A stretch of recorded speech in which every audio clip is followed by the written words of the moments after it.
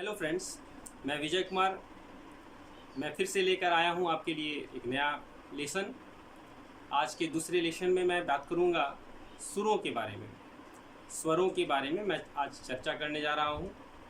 मैं आपसे अनुरोध करूंगा कि इस पूरे वीडियो को अच्छे से देखें और समझें, तो आपका जो गिटार सीखने की जो इच्छा है वो और दृढ़ होती जाएगी और बहुत जल्दी आप गिटार सीख पाएंगे, ये मैं उम्मीद करता हूँ। तो मेरे साथ बने रहें और पूरे वीडियो को ज़रूर देखें।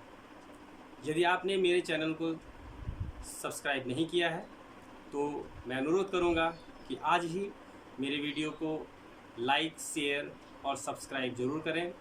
साथ में बेल आइकॉन दबाना ना भूलें, जिससे कि आपको हर क्लास का नोटिफिकेशन मिलता रहे।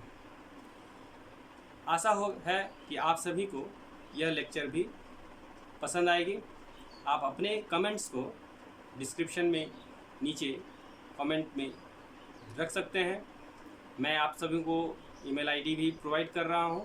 उस ईमेल आईडी में भी आप अपने डिस्कशंस को डाल सकते हैं और आप अपने प्रैक्टिसेस को भी मेरे साथ साझा कर सकते हैं, जिससे कि मैं उसमें सुधार करने के लिए आपको जो आवश्यक टिप्स है वो दे सकूं। हालांकि मैं जो आपको गिटार के साथ में परफॉर्म करके बताऊंगा उसको आप सही से ऑब्ज़र्व कीजिएगा, तो मैं महसूस करता हूं कि आप जल्द ही पूरी तरह से गिटार बजाना सीख सकेंगे।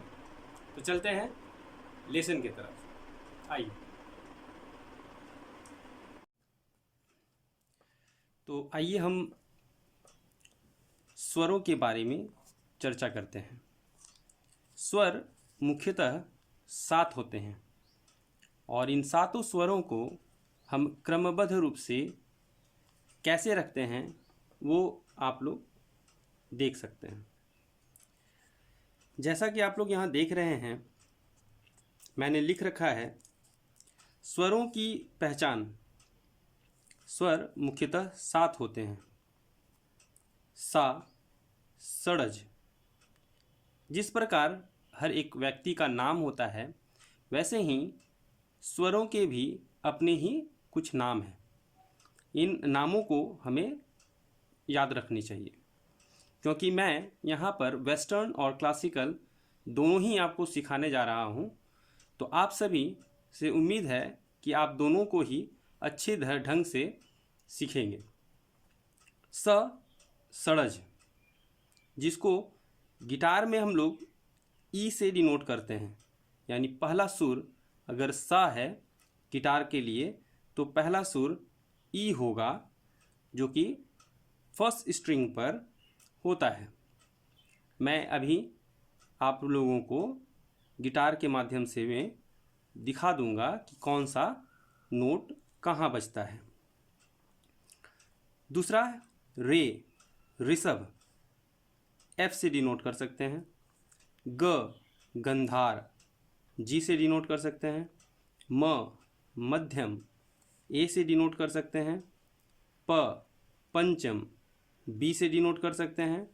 ध, धैवत, सी से डिनोट कर सकते हैं। नी, निषाद, डी से डिनोट कर सकते हैं। तो मुख्यतः शुद्ध स्वर जो होते हैं 7, सा, रे, ग, म, प, ध और नी। इसी प्रकार अंग्रेजी में या वेस्टर्न में जो 7 सुर हैं वो है E, F, G, A, B, C and D. अब स्वर मुख्यतः 7 होते हैं, लेकिन कुल स्वरों की संख्या 12 होती है।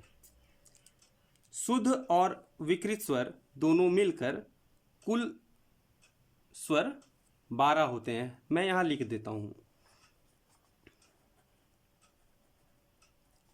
कुल स्वरों की संख्या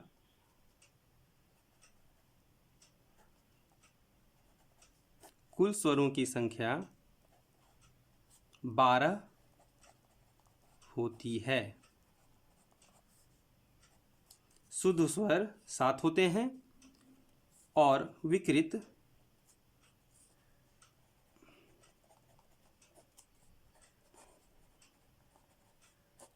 स्वर 5 होते हैं।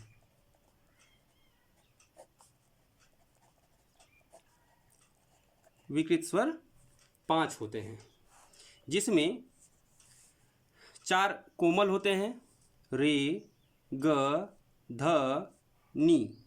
ये 4 कोमल स्वर होते हैं और कोमल स्वर के नीचे एक बार से हम लोग इसको निर्दिष्ट करते हैं। रे, ग, ध और नी ये 4 कोमल स्वर हैं, जबकि म जो होता है वो तीव्र स्वर होता है। म तीव्र स्वर होता है और इसके ऊपर में एक छोटा सा डैश हम लोग लगाते हैं, प्राइम। अब अंग्रेजी में अगर हम जानें तो एफ शार्प, जी शार्प, ए शार्प और डी शार्प होता है। रे के लिए एफ शार्प, जी के ग के लिए जी शार्प, ध के लिए ए शार्प, नी के लिए डी शार्प। मैंने यहाँ लिख रखा है, इसको शार्प बोलते हैं और यहाँ बी जैसा लिखा है, इसको फ्लैट बोलते हैं। म के लिए कोई शार्प नहीं होता है, इसके लिए हम लोग क्या म एक्चुअली शार्प है, हम लोग यहाँ पर क्या लिखते हैं, बी फ्लैट। बी फ्लैट यहाँ ए फ्लैट हो, बी फ्लैट होने से आप इसको समझ सकेंगे। म जो होता है यहाँ पर म बी फ्लैट होता है तीव्र में, जबकि इसको हम लोग और क्या लिख सकते हैं, ए शार्प लिख सकते हैं, ए शार्प।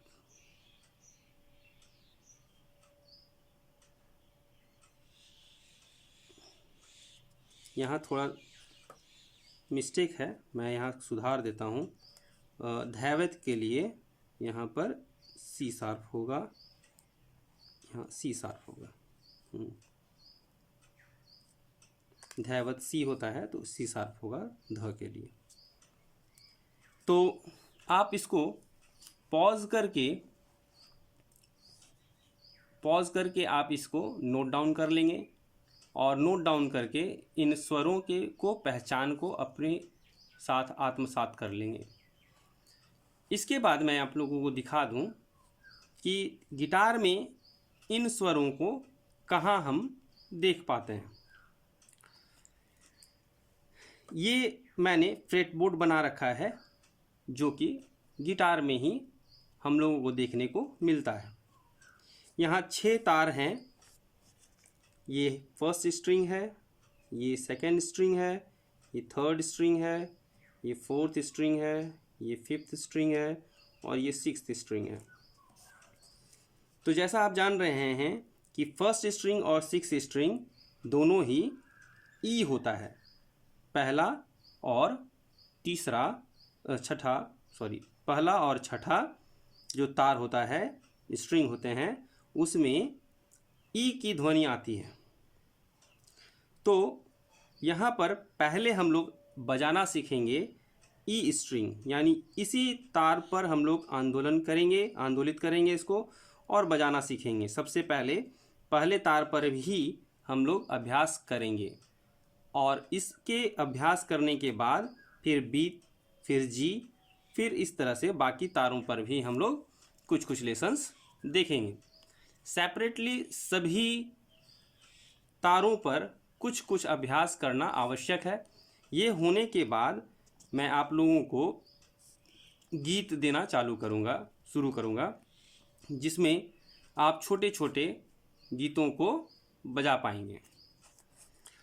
अब देखिए कि इसको हम गिटार में किस तरह से अंकित करते हैं, नोट करते हैं।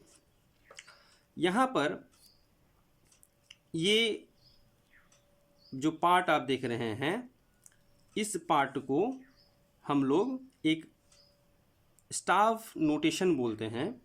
स्टाफ नोटेशन के माध्यम से ही सुरों को आप पहचानते हैं। आपने देखा होगा कि कहीं कहीं पर ऐसा चिन्ह होता है, कहीं पर ऐसा भी चिन्ह आपने देखा होगा। इस तरह के कुछ चिन्ह आप देखे होंगे आपने।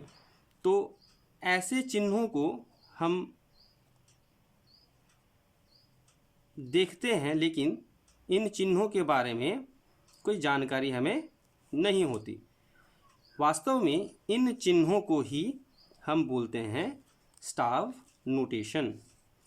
STAVE बोल सकते हैं, या फिर हम लोग ऐसे भी लिख सकते हैं STAFF, staff, staff, staff and staff notation, ऐसे हम लोग बोल सकते हैं।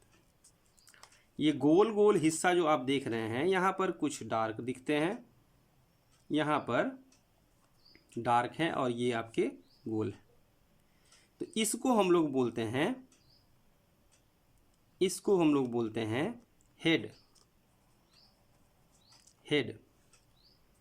उसके नीचे अगर कोई लाइन ऐसा हो, इसके नीचे ऐसे अगर कोई लाइन है, तो इस लाइन को हम लोग बोलते हैं नेक, या बॉडी भी बोल सकते हैं।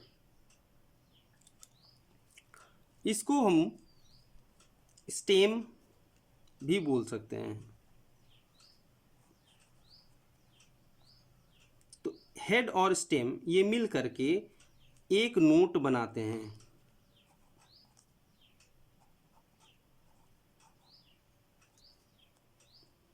तो आपने देखा कि ये हेड है और ये स्टेम। हालांकि एक हेड के लिए आपका जो समय होता है वो 4 नोट होते हैं।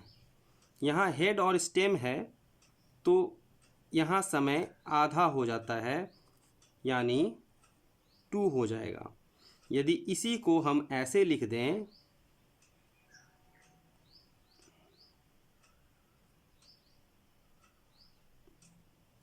तो ये हो जाता है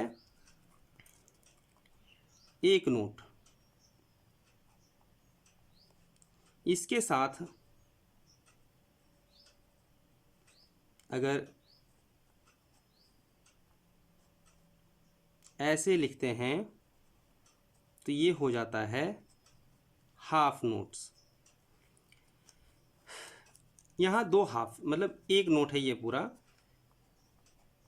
हाफ एंड हाफ, ये पूरा 1 नोट है।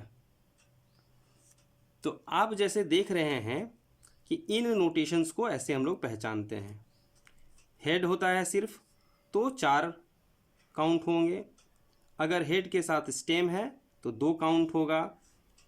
हेड अगर पूरी तरह से डार्क है तो 1 काउंट होता है, और हेड के साथ में दूसरा स्टेम के साथ में एक लाइन से दोनों स्टेम को अगर हम जोड़ देते हैं तो ये हाफ और ये भी हाफ, दोनों मिलकर 1 नोट बनाते हैं।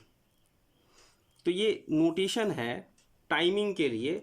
मैं गिटार जब बजा करके दिखाऊंगा तो उस समय आप इसको पहचान सकेंगे कि किस प्रकार से ये नोट्स को हम बजाते हैं और गिनते हैं। आइए हम देखें कि इसे हम लोग किस प्रकार से नोटेशन में रखते हैं। यानी हम लोग स्टाफ नोटेशन को नोट्स के फॉर्म में कैसे करेंगे। ये एक नोटबुक है। इस तरह के नोटबुक्स की आपको आवश्यकता होगी। तो ये जो नोटबुक है, इस तरह के 5 लाइन की नोटबुक आपको लेने पड़ेंगे। इस नोटबुक का नाम है स्टाफ नोटेशंस नोटबुक। आप किसी भी म्यूजिकल स्टोर में जाएंगे तो वहाँ से आप ये परचेज कर सकते हैं। परचेज करके आप इसमें जो भी मैं नोट्स आप लोगों को प्रोवाइड करूँगा वो सारे नोट्स को आप नोट डाउन करेंगे। पेंसिल से करें तो बेहतर है, और करने के बाद उसके साथ गिटार का अभ्यास करेंगे। यहाँ मैंने इस लाइन पर लिखने के लिए कुछ डिस्क्रिप्शन दिया है। इसको आप लोग पॉज करके ज़रूर लिख लें। यहाँ मैं आपको PDF भी अवेलेबल करा दूँगा। ये लाइन पर अगर नोट्स रहते हैं तो इन्हें हम बोलते हैं, इस तरह से हम लोग याद रखने के लिए कर सकते हैं, every good boy does fine, EGBDF। इस तरह से हम लोग नोट्स को याद रखते हैं, EGBD और F। लाइन पर अगर नोट है तो यही 5 नोट होते हैं। इस तरफ देखते हैं, 2 लाइनों के बीच में अगर नोट आती हैं तो इन पोजीशंस को स्पेस नाम दिया जाता है, स्पेसेस हैं, और 4 स्पेस टोटल होता है, first, second, third and fourth. इसके ऊपर भी स्पेस है और नीचे भी स्पेस है, तो इधर भी आप नोट ऐड कर सकते हैं, चाहे तो आप यहाँ पर भी नोट ऐड कर लें। इसके बारे में मैं सभी नोट्स के बारे में आपको मैं बताऊंगा। अभी यहाँ देखते हैं, ये जो फेस हम लोग लिखे हैं तो FACE, तो फेस हम लोग बोलते हैं। ये अंदर के 4 नोट को हम लोग बोलते हैं फेस, FACE। ऊपर G हो जाता है, और अगर हम नीचे आते हैं तो नीचे आप जैसे यहाँ देख पा रहे हैं कि F से शुरू हुआ है, तो F का पहला नोट क्या होता है आपको मालूम है, E होता है। E से पहले D होता है, तो ये नोट हो गया D। आप नीचे 0 पे हम लोग लिख सकते हैं D। इस तरह से नोटेशंस आप लिखने सीख सकते हैं। आप लोग जब नोटेशन लिखना सीख लेंगे तो आपका संगीत और सुंदर ढंग से तैयार होगा। गिटार सीखने के लिए थ्योरेटिकल और प्रैक्टिकल दोनों ही माध्यमों से आप सीखेंगे तो आपका जो ज्ञान है वो बढ़ेगा, और साथ में आप उस पर ज़्यादा प्रभावी रूप से अपने धुनों को प्रवाहित कर सकते हैं। आप अपने धुनों को गढ़ सकते हैं, और कोई भी वीडियो आप बनाएंगे या किसी को सुनाएंगे तो उनके मन को मोह सकेंगे। तो थ्योरेटिकल क्लास में आज के लिए मैं इतना ही रखता हूँ। ये सभी जो नोट्स मैंने आपको यहाँ उपलब्ध कराए हैं, इसका मैं गिटार के माध्यम से भी बजाकर सुना देता हूँ।